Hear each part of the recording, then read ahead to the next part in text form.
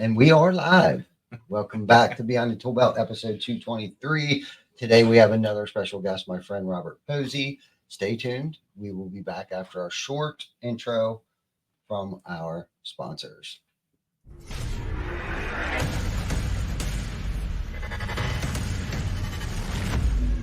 TC Backer.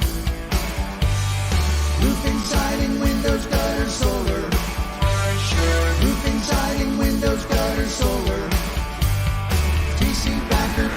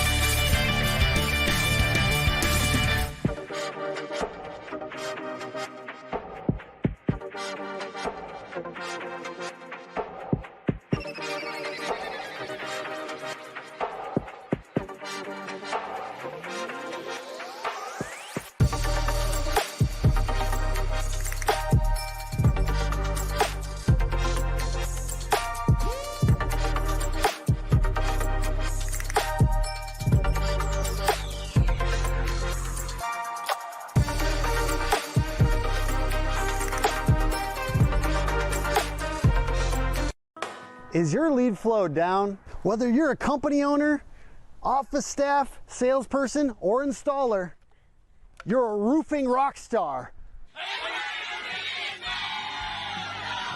We help you get more leads with custom SEO, Google Ads, and a pro website.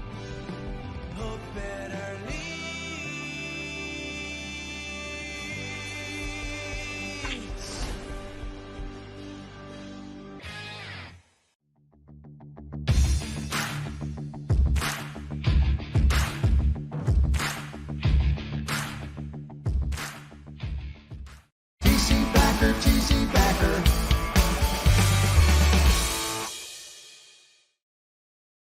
Welcome back, everybody, to episode 223. And we are currently at our Greenville location, South Carolina. We'll be heading over to the Bluffton location shortly, but we've been down here all week. My friend Robert came up, did some training with our team up here. We got some of our team in the building today that will probably rotate in and out of this special episode. We're making it special because we're holding the pen and we can write the script any way we damn well feel like writing the script today and any other day of our lives. So, Robert, how's it going, brother? It's been a really, really cool 2 days. I can say that much. It's been neat. Yeah, it has been cool. And, you know, we all appreciate the influence, the knowledge, the inspiration.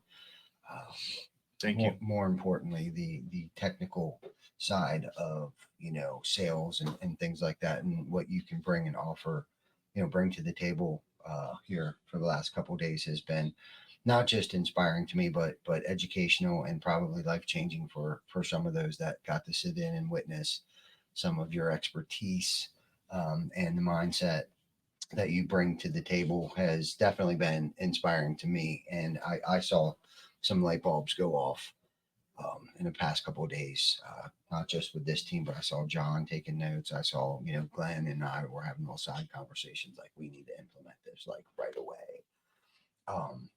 But maybe let's talk a little bit about, you know, where you gain some of that knowledge, because I feel like you're probably like a self-educated person like myself. I'll bring you some good stories. Yeah, let's Some hear. super good stories. Let's see. So a famous one is the red Ferrari story. So the red Ferrari story, 16 years old, like if we ever meet, like I got a hand tattoo, and like I don't know, I'm a little rough around the edges. I can clean up. but I think I've always been that way. And at 16 years old, I was standing on a curb smoking a cigarette, and this red Ferrari pulls up. And he didn't pull up for any reason other than the fact that I was loitering next to a valet stand. So he gets out of the car, and the way he walked around the back side of the vehicle, and he was bringing his keys, or excuse me, they had already taken the car, but he was walking like he was coming directly at me. And anytime somebody's that close in proximity to me, I've always felt like, oh, this is awkward enough. I should say something. Mm-hmm. So I asked the guy, hey, man, what do I have to do to get a car like that? And he laughed, like had a little under his breath chuckle. He wasn't making fun of me or anything, but he laughed. And his response was, you got to get out of here. And I was like, what? So I grew up on Hilton Head, South Carolina, which is a retirement community, 113 golf courses inside of a 13-mile radius. Like, there was a lot of money where I grew up. And for a guy with a lot of money to tell me I needed to leave a place where there was a lot of money was like counterintuitive. So I asked him, I was like, what do you mean? And he's like everybody here is retired. They're here to hold their money long enough to die and to have enough left over to leave to their kids. And that made a lot of sense. So I asked, what do I do? He said, move to a big city. And then he said, figure out how to get your hand in on as many transactions as possible. And then he walked off. That was the whole conversation. It was like I got 3 questions and 3 answers. So when I turned, I guess I would have been 18, maybe 19. I know I was 18. I moved to Atlanta, Georgia, where I have family. No idea what to do. The day I arrived in Atlanta, I ended up getting a front desk job, $7.50 an hour at Gold's Gym. Just luck would have it, 2 very, very influential people. One was Bob Langley, who was the president of a company called Results Through Motivation. Despite what the name sounds like, it actually was the largest franchise of fast food restaurants in the country. They had 1,500 locations. The gym was just a hobby of his. Like, he was retired, basically. He was 33 at the time. Or no, he was 43 at the time, and he was basically retired. So he opened a gym. And the issue was I couldn't stand still behind the front desk. So I'm sitting alone at the gym, middle of the day. The morning rush is gone. The evening rush hasn't come yet. And I'm spinning in an office chair, thinking I'm alone, and I hear this whistle. This dude, Bob, who's a pretty big guy, pretty threatening, pretty, like, I was intimidated, whistles, and he's like, Posey, come back here. And I'm like, you got me. So I go back there, and it turns out him, the GM, and the assistant manager were in the back having a meeting, and they had been in there all day. I just didn't know they were there. So they showed me footage of me spinning in this office chair. And he gave me a choice. He said, I either fire you because you can't do the job I hired you, or I promote you to sales. And we figure out how to use your energy. And I was like, please don't fire me. So that afternoon, the assistant manager walked me through the presentation binder. And Bob told him the next walk-in is Posey's. Let him sell it. Wow. I remember literally my hand shaking. That first walk-in, I was like, I should have just let him fire me. So the presentation, you got to walk around the gym, and I'm supposed to ask questions. I didn't know all of that. So I'm like, there's the locker rooms. That's the free weights. Over here's cardio. Over here's group fitness. So you want to be a member? Like, that was the whole pitch. It was probably over in 6 minutes. And I struggled for a little while. I struggled probably for 3 months. We had 8 locations, and I was dead last for those 3 months. Second mentor pops in. There's a guy named Ori Bengal, who's a ludicrous human being. He went full in on art. They just sent his art, the most recent capsule that's headed to the moon. They're taking his art to the moon. Like, he's a wild dude. At the time, he was a marketing guy. He did print media. And I asked him about, hey, I want to get a flyer made. He starts asking me all these questions. I'm like, I don't know, dude. So I start answering the best I could. And where did the ideas come from and why and who it's going to, where am I going to put the flyer and who's going to use it? So he invites me to this seminar. And he tells me, don't listen to any of the marketing, pay only attention to the sales stuff. And I'm like, okay. I listened to all the marketing and none of the sales stuff, but I was hooked. So I asked him to take me under his wing. He gave me an audio book. He said, listen to it 3 times and implement everything you learned without question. And I did. I said, done. Like, I'll do that. I went from dead last out of 8 locations to number 1 out of all 8 locations inside of those 30 days. Wow. So recap, random guy, Ferrari, went all in on his advice, moved myself to a big city. Figure I need transactions, fall into sales accidentally and realize I get a percentage of all of my transactions. And then somebody taught me how to use audiobooks, and implementation. Yeah. The key word was implementation. And by implementing everything I learned, I took the number 1 spot. That was the start of sales. Yeah, that's crazy. So a couple of things went through my head when you were talking. This is a great story, by the way. I've listened to a lot of other people's stories, and I think some of the most successful people that I'm aware of, I don't personally know them, but have had the same similar story as you. Patrick Bet Davis started out, I think, as a salesperson at Gold's Gym. Another one that came to mind was Bedros Keuilian.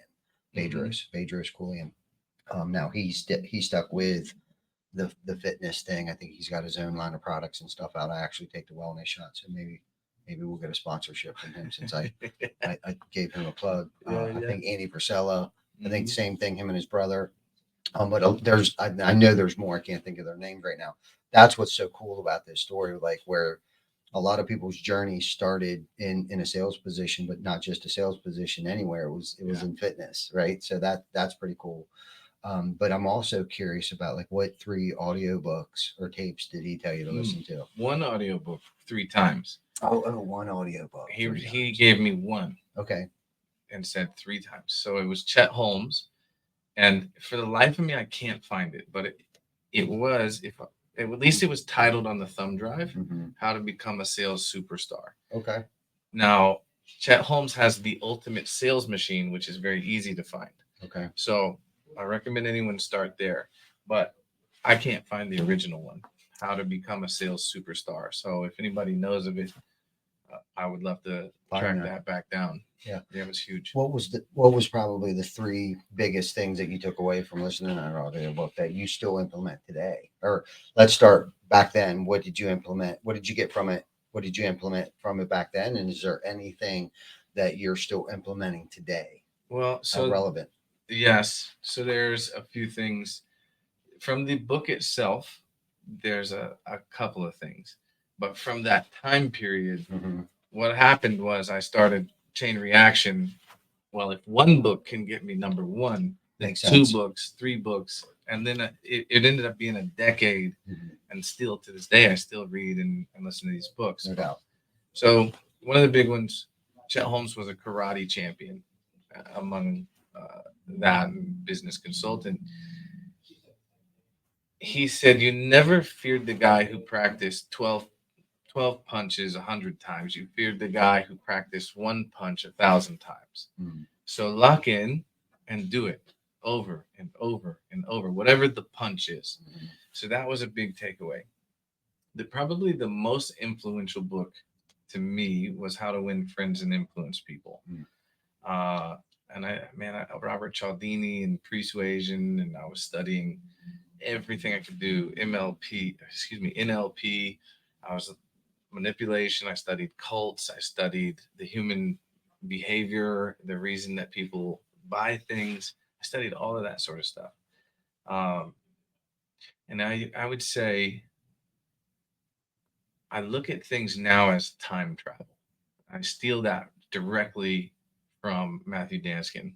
Okay. Matthew Danskin talks about time travel. Mhm. I stole that from him because it makes so much sense.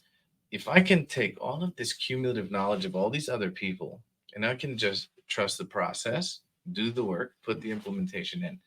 If I take those little tidbits, it saves me a decade of error Mhm. just to test it out. So I turned myself into a bit of a case study and I would try all these different things.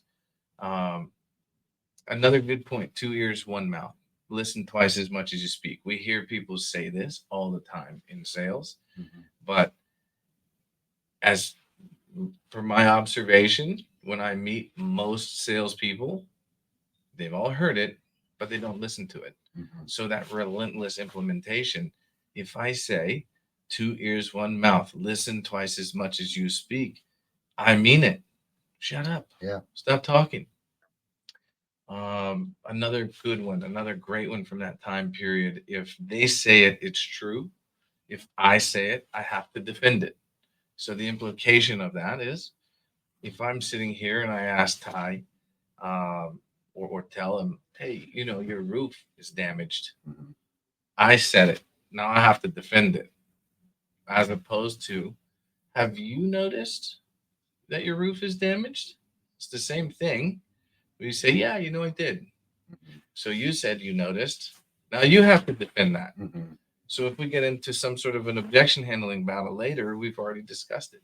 So with those two, asking questions. That's why my title is Chief Question Asker, because I know if I shut up and only ask questions, I can get you to say the thing that I wanted to say to you. And then I don't have to defend it. Mhm. Now we're having a sales conversation from the same side of the table as opposed to sitting across Yeah. from each other. Yeah. No, that's good. That's so good. So now I know that about you. So I know when you're trying to sell me on something. Yeah, well, I do it consistently and all the time. So we'll see. Good luck. Yeah, we'll see what happens, right? No, that's great. And that's the thing. It's like nobody holds your hand but at least they led you to, the water and you decided to drink it and you did with it what you wanted to do. And I think that's probably the difference between many things. And we were having a funny earlier about consistency.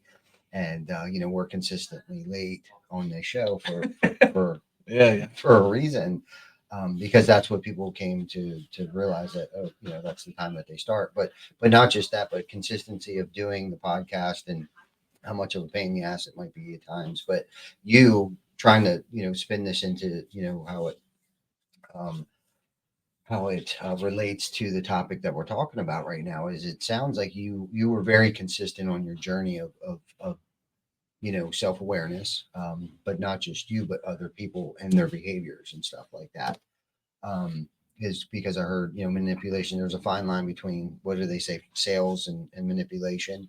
I guess persuasion and Yeah, manipulation, or yeah, it's all to some, me it's all very, very similar. yeah, It's the ethics behind it. 100%. I think if I'm doing it for service to self, Mm-hmm. then maybe I'm manipulating you. Mm-hmm. That's kind of has the more negative, both similar, persuasion, manipulation. If I'm doing it for you, Mm-hmm. right, that's a line that you have to draw for yourself as an individual. A sales rep has to draw, your team, your company has to draw that line ethically, Mm-hmm. because our words are powerful, super, super, super powerful. That's where my journey got really crazy, is when I had that realization. Yeah. But I don't want to. I'll share that, but I don't want to hijack what you were saying. No, it's okay. That's okay, because my job here is to actually pull those things out of you. So continue. Okay, fair enough. So I went to the seminar. There was marketers, these brilliant marketers. Mm-hmm. Some of these guys, one of them did $1 million in sales in a day, and I was like baffled. Mm-hmm. I had never heard of it. I mean, I'm 18 years old. I'd never heard of such a thing in my life. Mm-hmm. Always been entrepreneurial. Never had a clue what that actually meant or what the possibility could be. So the marketers looked like rock stars to me, because they don't have to own the company. they get to get paid the percentage Mhm. off of somebody else's business. And if I could control the lead flow, then I could control the business. And I thought that, man, that's pretty powerful. I avoided sales, even though I was in sales. I started to make a shift focusing on marketing, business. I taught myself how to build websites. I did everything I could to not be a sales guy. And then enter another mentor, a gentleman by the name of Gulliver Giles, Australian guy, refers to himself as the sales warlord. Um, Not that he's not a brute force warlord type bro. He just uses war and his analogies, his acronyms, his metaphors. Um, he taught me that sales was about love and about respect, and I had never heard it put that way. So at the time, sales to me was still transactional. It's me trying to beat you. Mhm. We're playing a game of poker, and I'm trying to make sure I have the upper hand. Yeah. When he taught me that sales was about love and respect, it's loving the person across from me enough to hold them accountable for the things that they say they want or need, and having enough respect for myself and for the person that neither one of us are allowed to lie to each other. Mhm. So, in order for us to do that, it requires very clear expectations. It requires me to be an expert communicator because most people aren't. And if I can lead as an expert communicator, if I can figure out the who, what, when, why, how much, where, all the interrogative questions, if we can check the interrogative question boxes, Mhm. I think we can get to the same side of the table. So now when we're playing poker, we're trying to beat the house, we're trying to beat the game, we're not trying to beat each other. Mhm. And it changes the dynamic of the relationship. I fell in love with sales when I realized that through my voice and the ability to have clear communication, Mhm. that I actually could create an impact not only for a customer. It's hard in roofing and some of the contracting businesses to create a correlation to impact. Mhm. I mean, sure, it's the largest investment is the home, Mhm. protecting all of the assets inside the home. You know, family pictures, generational trinkets, furniture, you know, hand me downs, and that sort of stuff. You could put it attach an impact to protecting those sorts of things, but then it starts to become about the team. It starts to become about leverage, and that's when I learned the first time I hired a sales rep and I made a percentage of someone else's money. That's when it clicked for me. Mhm. Like, oh wow, I really have the ability to make an impact, not just through me, but what if I put these principles into my team? Now the impact as a professional, as a leader, I get to spread it here in my team, you know, 5, 10, 12, 50 people, however big your team is. If I'm guiding that team with those principles and I'm able to give them, let them download just a little bit of that love and respect, and they can put it out into the community, we actually have the ability to change the world. Mhm. And I don't think I was ever, I don't think I was ever the like, you know, find world peace or bring like, you know, feed the poor or any of that. Like those things are important to me. I knew I wanted to impact the world, but those ones didn't resonate too much. But when I realized that through my voice I could have a real impact, Mhm.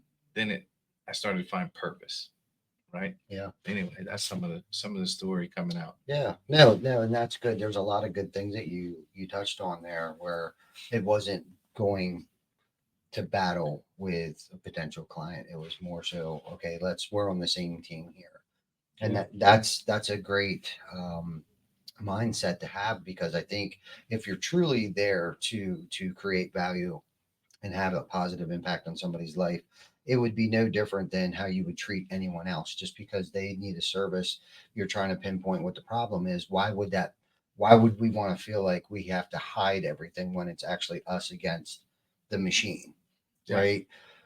So I can see how that could have switched your mindset, or the way that you were approaching this. And it's like you talk about all the time. The one thing that I pick up have picked up from you is knowing which lever, or not even knowing, but you know that there's a lever. That if we can find that lever to pull, in this instance, it was a mindset shift on like how I'm going to approach this. It's not me against them. We're in this together. I'm going to respect them. This is their most valuable possession as we're in the home service industry, and share the love with them. Like, hey, this is what we have. This is what we can do for you if you can't afford it. We whether it be offering financing, a better product that might suit their budget, or things like that. And that's something, and I think that's why we resonated so quickly, because of having of that same mindset, because our purpose is to serve not just our teams, but the impact that we can have as individuals. But the most powerful point that you brought up is now that I got a team, now I got 12, 15, 20, 25,000 people that are working, that are of the same belief, because not only do I have to try to get my voice out there, but now I got 12 other people that I've trained that believe the same thing that I believe. And that's where that compounding impact comes into play. And I think that's what's cool about, speaking, right? I think some of the most powerful people in the, like, presidents, past, future presidents, one of their strongest pieces is being able to have a speech or speaking, right? Yeah. And it's reading, writing, and speaking obviously are important, but I don't think a lot of people understand how important being able to speak or articulate a vision to people, how powerful that is, along with writing, right? And I threw reading in there because I can't hone my skill, my crafts, right? And these are all skills. So if you're not very good at these things, you can actually get better at them, because I have, Yeah. It's hard. but it's something that I have to do for myself. It's a skill, so I have to work on it. So there's books that I have to read, because reading, exercises the mind. It expands my vocabulary. In turn, I can speak better. The other Sure. second fold to that is that I'll be able to write better, right? But then, most importantly, especially on this topic, is that I can articulate a vision, a mission, um, onto cast that onto those that are under our leadership, to make that bigger impact. And that's the part that I really want to dial in on, is because of the impact, right? Like roofing, the home service industry has become our vehicle to impact. Yes, we want to, serve our community in the best way, shape, form that we can. And sometimes that means, 21 turkey feeding, Yeah. people. Did I read that you guys broke the Guinness Book of World Record We have, yeah, for the Three, most four. turkeys cooked at a single time? Yeah, 4 years in a row. Yeah, this year I think will be our fifth annual. I had no idea about that, and you bringing that up reminded me of it. Yeah, you know what I mean. But that's the impact, and that's the thing. Like we couldn't serve that amount of people. Yeah. I personally couldn't do that without a team that I've been able to cast that vision onto, Yeah. to help us do that. And what's cool about that is I always talk about finding replacements, right? Not because I'm ready, more so on a micro level. He's gonna fire everybody at any second. Yeah. No, like finding my replacement. And like, so like Glenn has really stepped up. Tam has really stepped up Yeah. when it comes to the 21 turkey salute. Like they created a committee. I didn't do that. They did that. Yeah. Because they're jacked over it. They're like, okay, we fed 600 people 2 years ago. This year we're going to feed, 900 people. And now this year, I'm sure we're going to be shooting for like 1,200 people. That's awesome. You know what I mean? Like That's huge. once we cast, but because I was able to articulate that message, I'm like, hey, this is what we're going to do. Did you And kind of manipulated them into thinking it was a good idea to do this. Yeah. You know what I mean? Well, I mean, it is a good idea. Mhm. Like, period. Argue the fact that feeding people who can't feed themselves is a bad idea. That's a great idea. Mhm. So having the buy-in, like, that's my curious question for you is, like, being around the TC Backer team for the last couple of days, there's a lot of buy-in especially from your core guys. Mhm. Like your people are bought in. Mhm. I'm curious, in your story, have you just always been a natural at creating that? I think I mean, I think people are born with natural abilities to lead. Yeah. Right. And I feel like looking back now that you say that, I've always been in some type of leadership role. Sure. And the craziest thing about that is, growing up as a kid, the people that I hung out with, I had my in school friends and I had my out of school friends. And my out of school friends were always older, but it was like I was kind of like the leader of that. I've always had that gift of, convincing you that it's a good idea. And I think I learned early on that it's never a good idea until you think it's a good idea. So I got to find that way to come at you, that angle, and sometimes I'm saying the same thing 5 times, but I say it 5 times differently. Yeah. You know what I mean? So I've learned at an early age how to manipulate. My parents were split up, still married, still business partners. So I think at an early age, it was like, that's where, for me, as looking back, that somebody might have said that was probably a negative, but how I've been able to leverage that ability and hone that craft of, and I talk about this all the time. Okay. So for those of you that don't know, I've had a pretty hard past, self-induced, my fault kind of history. And I worked so hard at that. Okay. I've worked so hard at manipulating people to get things that I want, whether it was drinking or money or something like that. And I talk about this a lot in front of these groups. I speak a lot in front of these groups. And it's like, imagine if you took half that energy that we put into staying up for 5 days straight and finding the next drug dealer that's awake at 3 o'clock in the morning and all these horrible, nasty things that I put myself through. If I took half that negative energy and applied it to something positive, imagine what I could do with that. Yeah.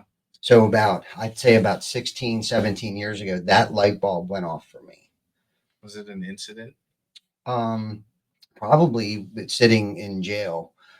How did I do this again? And doing the foxhole prayers, God, if you get me out of this jackpot, I'll never do it again, kind of thing like that. But I had a lot of supportive people. There was people that saw the good in me where I couldn't see the good in me. It's kind of giving me goosebumps right now. So I had some support, even though I should have been wrote off, but they were still like my sister would come by and give me some pep talks, and of course my mom, she was my biggest cheerleader. She enabled me so much, literally it almost killed me. So she almost loved me to death, my mom. And so when she had passed away, I think this year February was 9 years. That's really when that there was like a second light bulb, like the 2.0 version of myself really kicked in.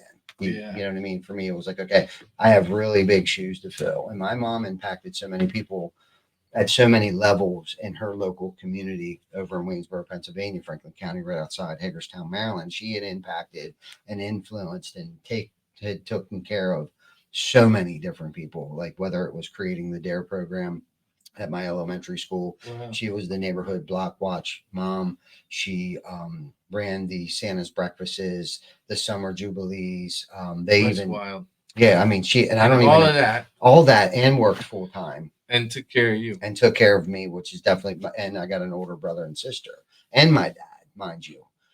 So she had her hands full. Yeah. With us, and I forget where I was going with it. And yeah, I had big shoes to fill. Leadership. So that's how I grieved over my mom, was that I let it manifest in a positive way in my life. Yeah. I could have took it the other way and fell back into the bottle and used that as an excuse of why I'm a piece of crap today. Well, if your mom would die, we hear that all the time. People have the luxury of excuses, right? We all have those luxuries. But I allowed it to manifest in a way where it was like, okay, now it's my turn to grab this torch. Yeah. She passed the torch to me. And how can I let her legacy live on? What better way? So we kind of went, like a group of us, Jana included, went on a mission, because 6 months later to the day, Jana's mom passed away. So both our moms died within 6 month period of time. So then that kicked it even more into high gear. Of course there was some, grieving that took place. Yeah. And I wouldn't suggest grieving the way that I did at that time to anybody. But of course, because of my past, my threshold for pain is much greater than most people. which is unfortunately an unfair advantage. I always looked at it like an unfair advantage over most people, Yeah. especially in a leadership position or entrepreneurial or especially multiple businesses, right? Juggling. What does that mean? Like, we're talking about the unfair advantage. Yeah. Does that mean you just don't have quit in you, or how does that manifest? Yeah.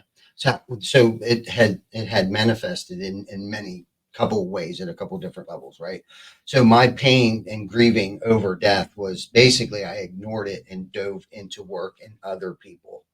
Yeah. So I didn't have to think about it. And that's why I said I wouldn't necessarily recommend that, because there are times that situations may happen that my emotions are probably a little more magnified than it should have been due to that circumstance. I think Yeah. it still leaks out. And I don't know if people understand that about themselves, right? Like if you don't deal with something, it could have been 10 years ago that I didn't Yeah. deal with my mom's death. Okay. So if somebody else dies that really wasn't that close to me and I'm just a blubbering mess, that's me because I didn't deal with that then. Yeah. That's my body, my mind, my soul, the fiber of my being, and that's how it's dealing with that, because I didn't have that moment back then. I didn't allow myself. I stayed focused. If anything, I was entirely too focused. Like I went to work when the hearse came to our house because my mom passed. She had lived with us. That's how Jana and my mom became best friends. My mom lived with us for 4 years, dying in our home, and then she passed away in her house. The day that the hearse came was her. Thank God it was her best friend. He came, picked her up. I went straight to work. I left the house. I told everybody to get out of my house. Enough being friendly, because there was people there that I didn't really care for, but I was being patient. Yeah. Yeah. You know, as patient as I possibly could be, because I understand people don't feel things the way that I do, and I have to be sensitive to that, right? Which I struggle with that sometimes, but I do try to put myself in their shoes, because people don't feel, and again, I'm talking about that threshold for pain, right? Because there's no pain that greater than the pains that I've put myself through. And I'm telling you, I put myself in some really bad situations, and a lot of other people too along the way. There was a lot of wreckage there. But anyhow, I got laser dialed in on about 9 years ago. That's when I started to read a lot more. I felt like there was a lot of time I needed to catch up for too. Because at that time, I think I had 3, 4, 5 years sober at that time, and really was dialed in on just that. How can I not pick up a drink one day at a time? Which was a lot of self-improvement, and I learned a lot and still do on a daily basis. And I still live that way, one day at a time. Like I don't keep one foot in yesterday and one foot in tomorrow and piss all over today. Yeah. We have today. What are we going to do today? Just like a little situation came up earlier today. Being a great steward of your moment. Yeah. You know what I mean? Stay in right now. What can we do? Even if something's going on right now, like, okay, how are we going to deal with this? And in those moments, especially with adversity, right? Or little we have adversity today? Speed bumps. I call them speed bumps. I don't call them roadblocks. I call them speed bumps, because when you get over that thing, even today, I'll even be a smart ass. When I go over a speed bump, I smash the gas, because I want to get over that thing and I use it metaphorically, like everybody in the car. Like you may have heard me say this before. It's going to be rough. Hold on for a second. But, the longer I procrastinate to get over that speed bump, the longer it's going to take for me to get over that speed bump. Yeah. Right. So just mash the gas and get through it. It's going to be bumpy. But what happens is it catapults you. Yeah. It shoots you. Bam. That's where that what do they call that? Not that a deflex, but or whatever. Ricochet? Ricochet. That's where that ricochet. Bounce back. Yeah. That's where that boom. And it's like, we got over it. We're done. We're good. Let's move on to the next. Yeah. Yeah. There's so many things that you're saying right now that resonate in a super, super big way. One foot in front of the other for me has always been a thing. Like I've literally had internal discussions where I'm trying to figure out, am I broken? Like, it used to be stressful things weren't stressful. I realized because my mom was also an enabler and love her to death. I hope she gets to see this. And she knows she was. I had to cut her off. I literally had to tell my mom, "Hey, we're done here. You will let me be homeless before you ever help me again." And we had that discussion. But I think because she helped me so much, she allowed me some space. There was some good that came from it. She allowed me some space to deal with stuff that was hard, and where I almost was trained not to feel stress. I think, I don't know. I've studied a bunch of psychology, but the hardest person to analyze has always been me. But because of that, when things get hard, there's never, ever, ever been a like, I guess we should think about shutting the company down. I guess we're not going to hit the goal. It's never been a thought. It's the goal always stays the same. If I decide we're going after it, we're going to go after it. And if there is a speed bump, well, there's a saying. This is one of my favorite quotes. How do you eat an elephant? One bite at a time. Yeah. So if I've got a big burly elephant, a BHAG, a big hairy audacious goal, that's my elephant. How am I going to eat it? One bite at a time, 1 foot in front of the other, 1 day at a time. Be the best steward of your moment. Nick Peterson is a more recent mentor of mine. Sorry, Nick Lucas. Nick Lucas is a more recent mentor of mine. Nick taught me to be a steward of my moment, because the past is gone. The future hasn't happened. The only thing that matters is literally what's in front of my eyes and ears right this second. So what does it do for me to think about bankruptcy or quitting, or Miss Jones' window wasn't delivered on time, or whatever it may be? It doesn't matter. How can I be a steward to Miss Jones right now? Well, Miss Jones didn't get her window on time. I guess what we need to do is we need to talk to Miss Jones. Let's go talk to Miss Jones. That's the moment. Yeah. So, yeah, that's wild. So, all right. So when you're leading these goals, you're a natural leader. Yeah.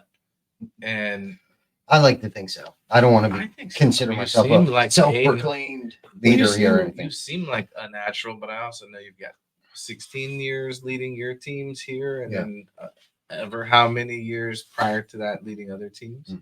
Yeah. So I do believe that people are born with certain qualities, but there's many qualities that you need to work on to become a leader. And I think empathy, understanding, and you've been saying it a lot, like seek to understand rather than to be understood. Yeah. I think that's huge. I think before, and I've been guilty of jumping, to reactions and handling situations very poorly. But again, that I look at that too as experience, right? How I made that individual feel. How did it make me feel after I responded badly? You're super good though. So today, the flyers, we got these flyers back, super flimsy. They like knock up. We're not using these. Yeah. And your reaction was, okay, what do we do? Yeah. Next. Yeah. Solve the problem. Yeah. Move on. But you didn't make anybody feel bad about it. You didn't dwell on it, not even for a split second. No. Like I've noticed you do that a couple of times since we've been here. Yeah. It's like, that's an admirable trait. Yeah. Well, one of the things that I had to learn, it's easy to lead during good times. That's a piece of cake. Yeah. That's a cakewalk. Okay.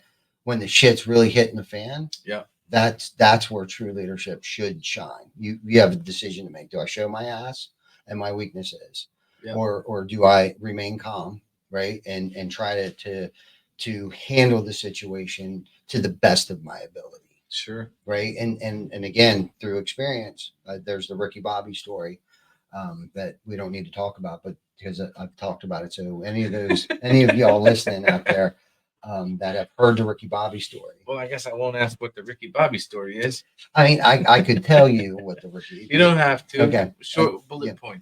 Bullet point was that I handled the situation very poorly. Okay. Be due to ego a little bit and a little bit of controlling. There was a gas cap missing on a vehicle. and I saw it every morning. And, I had made a couple comments like, hey, why don't you just stop if you can't afford a gas cap at Advanced AutoZone, because I felt like they should replace it. Okay. Yeah. Red flag number one right there. You know what I mean? Yeah. Little control there. Like, you lost it, you replace it, right? Sure. Accidents happen. Just, Mhm. here's $10 to go get one, Yeah. right? Scarcity mindset. Yeah, Too.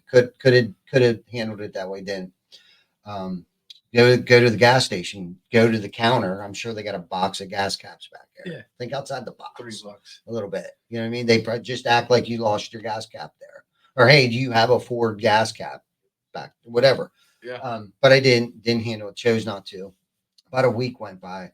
We got a real bad rainstorm, and it's a big box truck with a gutter on up top of it. Whether you know it or not, vehicles have gutters that channels that water And it away channeled it directly into the gas. right into the tank. And mind you, we just spent probably $15,000 on a new engine Oh no. for this box truck.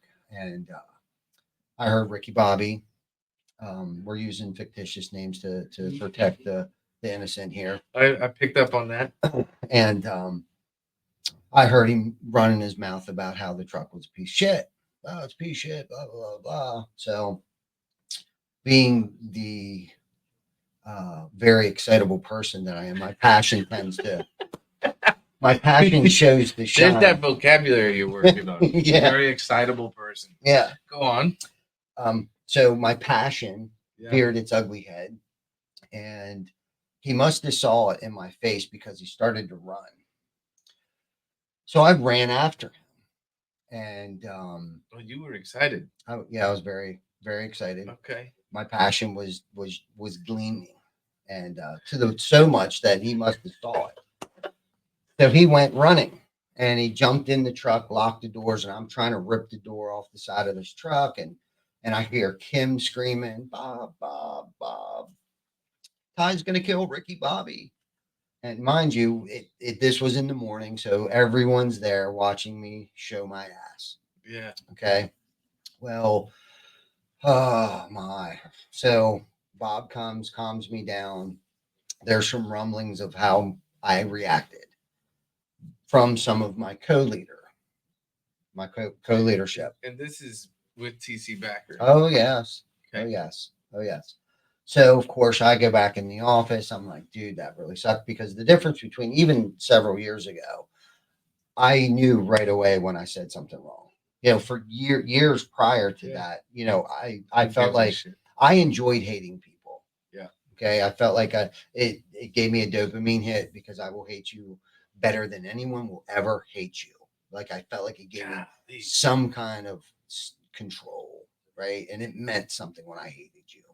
And that meant whatever that meant in my twisted mind back then. Okay. So I worked on that. And again, that's things I'm self-aware of. Like, I don't like how this make me feel. I don't like how I just made you feel, kind of thing. Yeah. And so I've worked on that. Now, does it veer its ugly head? It's been a minute, but this was one of those moments where they were falling further and, apart. So it really gave me like a really bad emotional hangover. Like, oh man, and I hate apologizing. And that's another thing too. It's like, I don't try not to put myself in those situations where I have to own amends. Right. Sure. And because I don't live the lifestyle that I live today to feel awkward around people.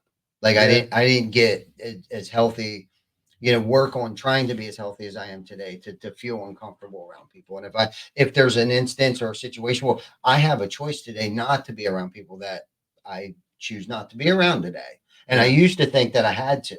Yeah. That's something else. It's probably a whole nother topic there. But anyhow, right away, I knew it. Now, that instance, that was probably a 7-minute show for everybody that I had displayed. You were not the best steward of your moment. No, I was not. Went in, sat down. Some of my co-leadership must have been saying things, and that's a separate issue there that I had to deal with. But anyhow, sure. So a couple of them actually confronted me, came into my office and was like, hey, you handled yourself pretty poorly today. But that's the type of environment that we've created so they can, hold me. I was like, I know. I got to call Ricky Bobby up. And, but can someone get a gas cap for that truck before I do strangle somebody? Anyhow, long story short, because of experience and handling myself in a very poor way and displaying a horrible human being, let alone trying to lead people, right? That's not the atmosphere that I'm trying to create. That's not the atmosphere that I want to be around today. I choose not to. But because of those things and me being self-aware of what my words said, the impact that it has on other people, that was another one of those moments of, we all heard it, words can cut worse than a knife. Yeah. I've heard them as bullets as well. Yeah. Once they fire out of that gun, you can't take it back. No way. No, it's done. It's done. There's consequences now. 100%. 100%. And it's few people that you can actually make an amends to that will sincerely forgive you and get over that. It takes a lot of trust. Yeah. It takes a ton of trust when you're leadership. I put my career, my life into your hands. And then for that to happen, there is no going back. There's zero going back. So while you were doing that, I was thinking of another quote that I don't remember where I learned this one from, but change is only possible on the precipice of destruction. Change is only possible on the precipice of destruction. So here's a question for you. If you hadn't have been empathetic, inwardly empathetic, if you hadn't have had a team that was willing to confront you, and I would dare even say the courage for you to actually change, where do you think you'd be today? If I wouldn't have made those changes, we would not be sitting here right now. Yeah. There's no way. I would probably be locked up. If that paradigm shift along the way wouldn't have happened, if I wouldn't have put myself through those situations to become who I am today, like that path, that journey, and we're all on a journey. There's no finish line. Yeah. You know what I mean? There's no finish line here. There's no graduation date to how much I can improve, there's still so much to learn. With having that mindset and continuously becoming self-aware of how my words impact and affect other people, I think that played a huge role in how we got here. Yeah. Where we're at today is due to a lot of self-inflicted pain, right? Most of the pain that I experience, anybody experiences, whether you know that or not, 90% of it is self-inflicted pain due to a bad decision that I made. So here's a question. Yeah. Would you, how do you look at it now? Like, are you like, hell no, I will never do that again? Or are you more like, thank God that happened to me then? I'm not going to say that it won't happen. But I'm saying, are you grateful? Are you this happened for me or this happened to me? No, I'm definitely a happened for me kind of person. Yeah. That happened for me. There's no doubt about it. I needed every single episode. I needed every single success, every single failure to be who I am today. And knowing and being self-aware enough to know that this, again, going back to this is just a journey, right? Like there's no finish date. There's no graduation date that, I need to continuously, because what got us here won't get us where we want to go. It got us here. Yeah. You know what I mean? I have to somehow learn how to think much bigger, and I think also humility plays a huge part in this, and being humble enough, smart enough to know that I need to surround myself around smarter people than me. Sure. You know what I mean? Or even just know that I can't do it all myself. And I'm my own worst critic, saying, people smarter than me. Yeah. In certain areas of, that I'm not so inclined in or whatever like that, I could be, but what would that mean to other things that I should be more focused on too? Yeah, I can create a website. It might take me 3 months to get it where I want it, but just hire a website design company that can do it in 3 hours, 3 days, 3 weeks. Sure. You know what I mean? To get it where that's it needs wisdom, to be. Ty. That's wisdom. Yeah. Right. I'm a little wiser today than I was, and I grew up fast too. What is that quote you keep saying? You keep saying something about not getting to the end. There's no finish line. You brought that up a couple of times. Yeah. So how do you look at it how do you look at the process? So today Mhm. you've got the speed bumps. Mhm. When things get really, really hard, Mhm. is the speed bump your go-to quote, or what's the thing? What's the principle you live by that's like one foot in front of the other? You know, that's a great question because I always look at there's two things, and you said it. I live by this is happening for me. Yeah. What good is going to come out of this right now? Okay. Yeah. I learned that from Ed Milet, who actually probably didn't learn it from him, but he galvanized that for me. Sure.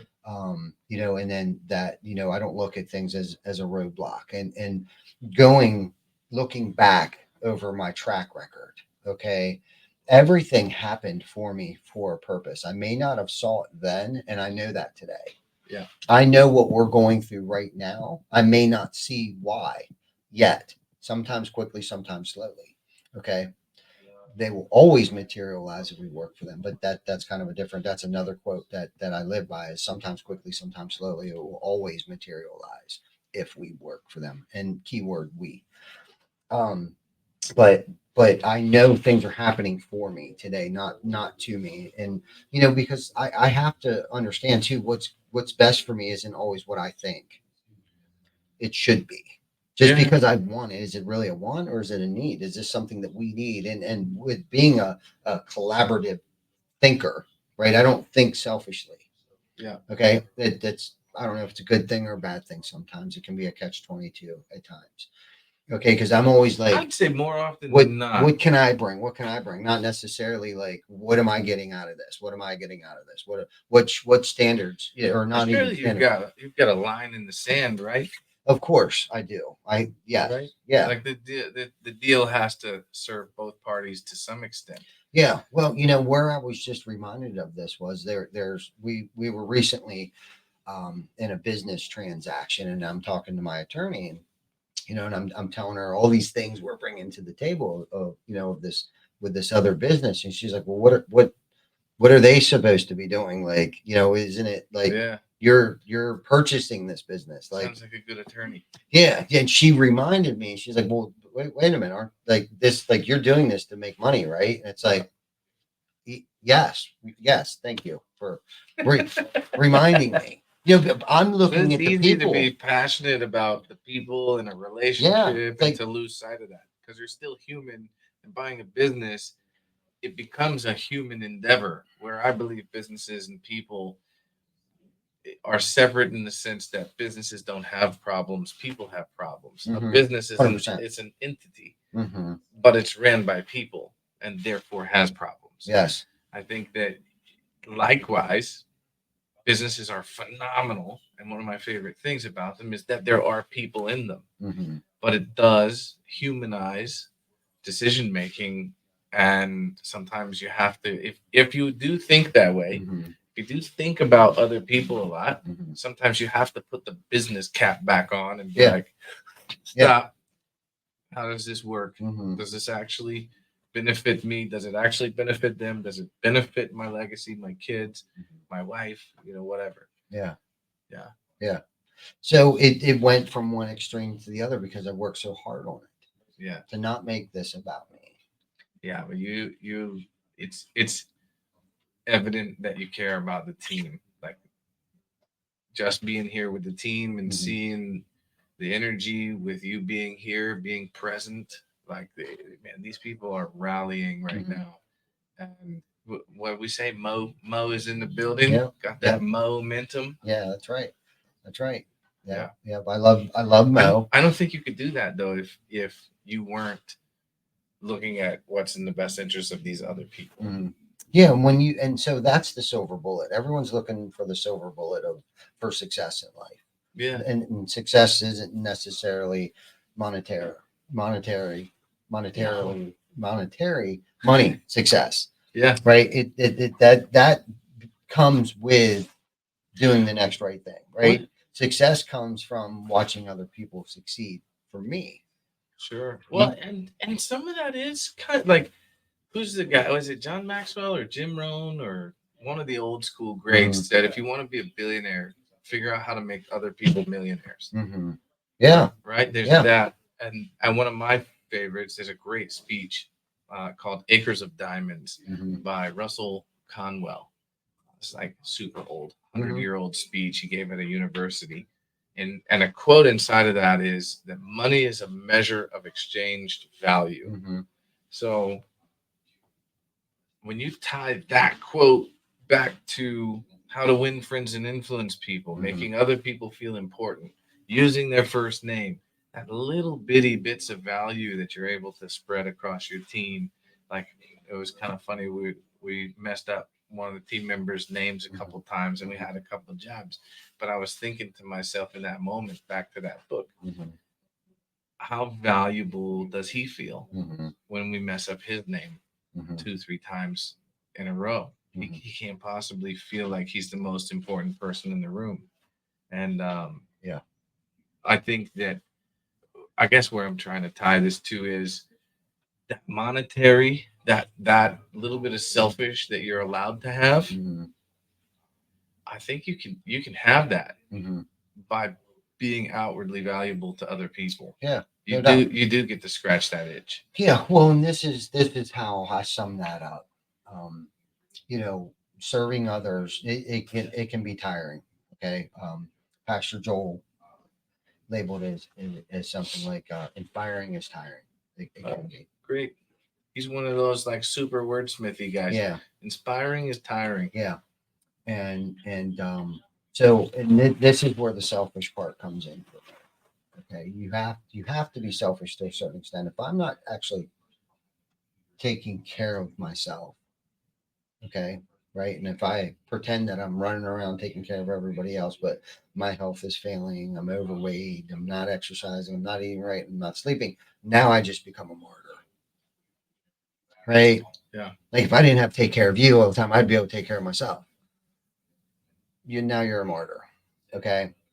So there's really no excuse for not taking care of yourself. That's where the selfish part comes into play, right? I got to make sure that I'm doing things to improve the quality of my life too, and sometimes that takes money, right? And improving the quality of Jana's life, Rocket's life, Mackenzie's life, Jacob's life, so on and so forth. All the grandbabies, Joel, Quinn, Skylar, right? Like I'm here to improve the quality of their lives, my immediate family's lives too. Whether it's, hey, we put a pool in. Why? My justification is because when I come home and I see the grandchildren playing, splashing with Rocket, and he's picking them up and cannonball and all that stuff, that in itself, Yeah. we're not even talking about me getting in the pool yet. But where my satisfaction for success and wealth, Yeah. that just made me the wealthiest man in the world, Sure. which in turn, right, improved the quality of my life. Mm-hmm. Because of those things, that money, right, the tip, the reward, by not being selfish in times where it's probably very easy to be selfish. Yeah. I've been rewarded tenfold. Yeah. Because through serving others, that's our purpose. Anything outside of that is selfishness, Sure. right? Like that's the silver bullet to success, is serving others. And not to sound cliche, but like that's whether it's the way that you're marketing, the way that you're conducting your business, the way that you're fathering your Yeah. children and stuff. Like that's where success lies, is by serving all of those people. It's interesting. So I'm working with a sales team, and I was having a discussion, right? So we're running some Facebook ads, and they go into Messenger chat, and then the sales team picks up after the Messenger bot asks a couple qualifying questions. And one of my sales guys was responding to the messages by saying, I would love to get you information about company. Mm-hmm. And I guess I can share so about Limitless. Mm-hmm. So I would love to get you information about Limitless. And I had coached him the week before that he'd stop talking about you. Mm-hmm. So then his message he sent back to me asking for feedback was, I would love to help you give the information. Well, I asked him, what's the first word in your sentence? Mm-hmm. It's I. Mm-hmm. I want to get you information. Mm-hmm. I want to get you information.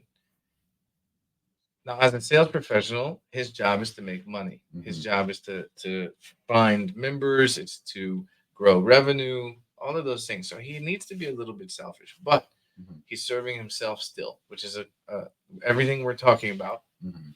As people, our ego gets involved, and we're for sure naturally dispositioned towards selfishness. There's a Mhm. handful of traumas and different experiences. You can have somebody lean, I believe, one way or the other, Mhm. but you're still going to have some of that inside of there. Mhm.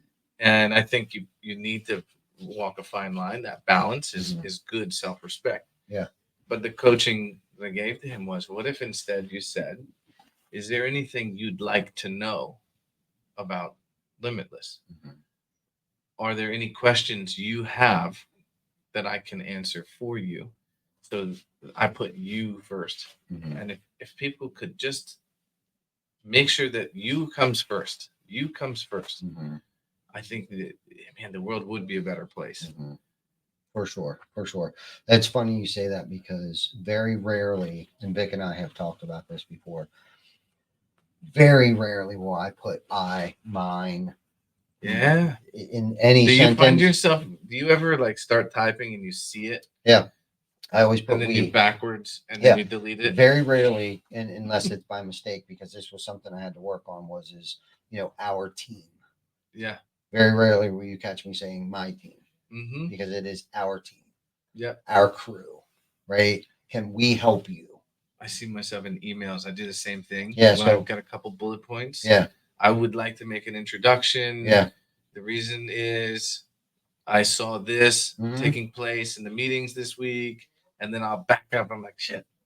Like I'll give myself like I'll Mhm. let myself have an I, Mhm. but there's got to be a we an Yeah, hour right absolutely, after it. absolutely. Has to be. Yeah, That's great that we like. I'm glad I'm not the only one that like little voice is like yeah, that empathy, I guess. yeah. Well, that's one little way that you can stop being so selfish too, right? When Mhm. you start include, because whether you're religious or whatever that might be, you're never by yourself first and foremost. Yeah. Okay, and that's how I feel. Whether it's a little mouse in my pocket or the man upstairs. Okay, you are never Yeah. by. It's never you that did this. But Arnold Schwarzenegger said that too, right? That there's no such thing as a self-made millionaire. Was that Arnold? I think quite a few people have said that. Yeah, there's never. Yes, I don't believe in that. Unless you scratched off a winning ticket. Even then, Even still, it was all the taxpayers who something. Yeah, it's like you had really who raised the you weren't lottery. smart enough to go and buy the ticket. But no, it takes even raising children. It takes a village. Yeah. You know what I mean. However you want to spin this. I mean, no, this has never been an I thing. This has always been a we thing. Even when I was in that jail cell, I was still provided for, and that's the metaphor of the story is that I've never been alone. I always had something over my head. I've always had food in my belly, even though it may have been an exuberant amount of time where I didn't have something in my belly, but somehow, some way, I was carried. Yeah. In those real hard and dark times of my life, I was carried. I was looking back. It's like I've always have been provided for in some Sure. way, shape, and going back to it may not have been what I thought I needed. Yeah. Right. But then I think I just used the word I twice in that short little sentence there. Do better. Yeah. Do better, Ty. But that was my point. My point is that's the way that I thought about it. What Yeah. I thought I needed. But it's intentional. I think so. Grace, acceptance is a giant, It's huge. giant word Yeah. for me. Same thing. Shout out to Nick Lucas, Mhm. my performance consciousness coach. Acceptance. Mhm. I thought I had to forgive myself for a lot of things, and I guess there's a difference Mhm. between acceptance and forgiveness. Acceptance is I just accept that I am. Mhm. So if I say the word I'm not like, God, you're such a piece of work. Mhm. It's, oops, do better next time. No doubt. Or because you didn't do great, correct it, apologize. So Mhm. take the action. But if you can't, and if you find yourself in behaviors that you don't align with, Mhm. and if you are being selfish, you will find yourself in behaviors that you you eventually, if it hasn't caught up with you yet, it will. Mhm. And then you start to find yourself into an emotional frequency of guilt and shame, and you're not doing things to serve other people. Mhm. It's way easier to find yourself in that guilt and that shame. Um, yeah, No doubt. my mind's going super deep right Yeah. now. No doubt. And I feel like we could talk about this for another 50 minutes, but Where are we at right we now? are an hour and 10 minutes in. Holy cow! Why don't you leave our viewers and listeners with one golden nugget?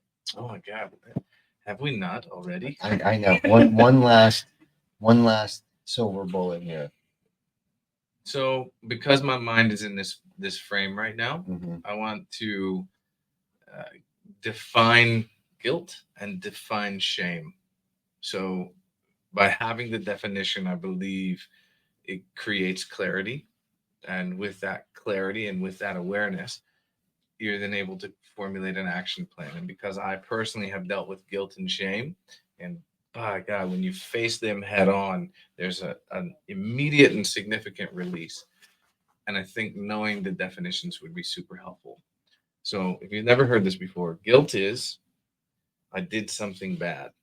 Shame is I'm a bad person.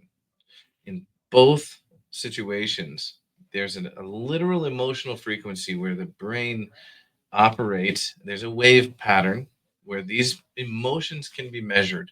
If you've ever had a relationship where you were in love and then you start to grow apart and you start to feel disconnected, it's literally a contracted or a wave pattern that does not vibe.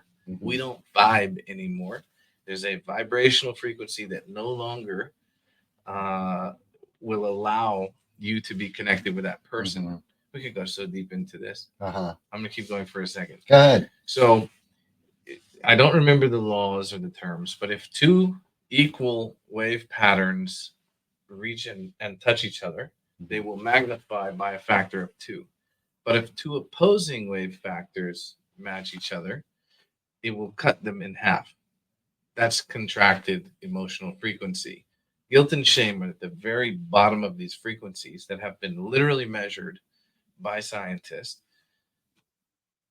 If you have anything that you're making decisions for Mhm.